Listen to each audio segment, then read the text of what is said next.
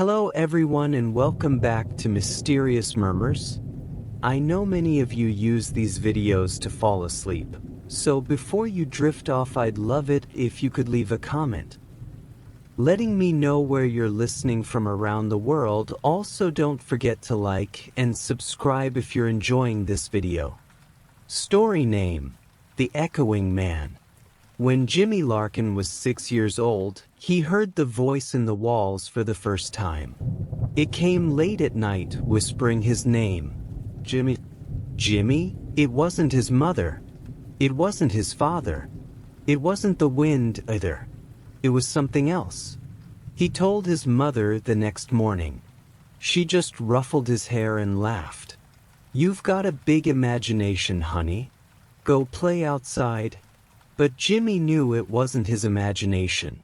The voice came again the next night. A little louder. A little closer. He didn't. He curled under his blankets, heart pounding like a rabbit caught in a trap. Years passed, and the voice never left. It spoke when he was alone. It murmured when the house was quiet. By the time he was 13, he stopped talking about it. The last time he did, his father's face went pale. "Enough," he snapped. "There's nothing in the walls." But Jimmy saw the way his father's hands shook. Then one night it changed. Jimmy was 17 when the voice stopped whispering. It started laughing. It was the night after his father left.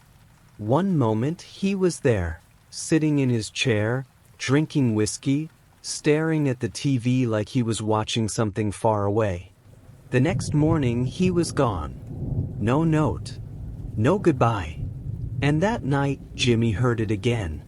The laughter. Hollow. Echoing. Then the voice spoke. One gone. One left. Jimmy froze in bed, his body ice cold. "Who are you?" he whispered. The laughter turned into something else. A rasp. A breath. Something hungry. "Come closer," the voice said. Jimmy didn't move. He didn't sleep. And for the first time, he understood something. The voice was never just a whisper. It was a presence. Something inside the walls. Waiting. Jimmy didn't sleep that night. He lay in bed, his body stiff as a corpse, staring at the ceiling while the voice in the walls murmured and laughed. It wasn't just inside the walls anymore. It was in the floorboards, the vents, the dark corners of his bedroom. It moved, shifting like something breathing just out of sight. By morning, the house was silent again. The air was thick with dust, the sun creeping through the blinds in thin golden fingers. Jimmy's mother sat at the kitchen table, smoking a cigarette she never used to smoke before his father disappeared. "Morning," she said, exhaling. Her voice was hollow. Tired. She hadn't slept either. He could see it in her face, the sunken eyes, the way her hands shook just slightly as she tapped the ashes into a cracked ceramic mug. Jimmy didn't tell her about the voice. Not this time. He just poured himself some cereal and sat down across from her. They ate in silence. The day passed in a haze. At school, he couldn't focus. The voice had changed, and that terrified him. Before, it had been whispers, murmurs in the dark. But last night, it had laughed. By the time he got home, the house felt different. Empty. "Mom?" he called, dropping his backpack near the door. No answer. He checked the kitchen, the living room, her bedroom. The house was quiet, too quiet. He found her coat still hanging by the door, her keys on the table. But she was gone. Jimmy felt his throat tighten. He ran back to his room, slamming the door shut behind him. He grabbed his phone, hands shaking, and dialed her number. The call went straight to voicemail. Then from behind him, inside the walls, 2 gone. The phone fell from his hands. His breath hitched, a sharp, painful sound in his throat. The voice wasn't just whispering anymore. It wasn't playing games. It was counting. Jimmy backed away from the wall, his pulse hammering in his ears. "Where is she?" he whispered, his voice shaking. Silence. "Come closer." The wall thumped. Just once. A slow, deliberate knock. Jimmy bolted out of the room. He ran down the hall, past the living room, out the front door, and didn't stop until he reached his neighbor's house. He pounded on the door, gasping for breath. Mrs. Cranston, an older woman with tight gray curls and kind but wary eyes, opened the door. "Jimmy? What's wrong?" "My mom," he panted. She's gone. I don't know where she went." Mrs. Cranston frowned. "Come inside. I'll call someone." Jimmy stepped over the threshold, but just before she closed the door, he turned to look back at his house. The windows were dark, the curtains drawn. The air around it seemed heavier, like the house was breathing, waiting. And from inside, just barely audible, the sound of something scraping. The police arrived an hour later. They searched the house, every room, every closet, every inch of space where a person might hide. There was no sign of his mother, no sign of anything. No forced entry, one of the officers said. No sign of a struggle. Her car is still in the driveway. It's like she just walked out. Jimmy knew better. She didn't walk out. The house took her. They asked him to stay with a relative, but he had none nearby. Mrs. Cranston offered to let him stay the night, and he accepted without hesitation. He wasn't going back in that house. Not tonight. Not ever.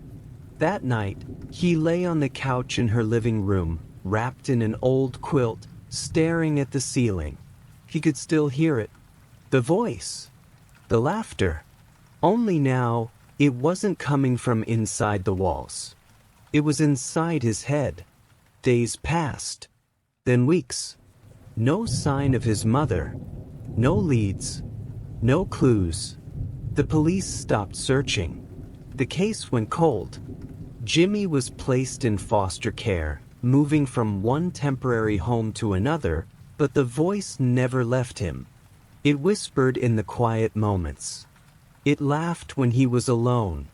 And on his 18th birthday, he woke up in a stranger's house, a foster home 3 cities away, and found a message scrawled on the wall in something dark and dry.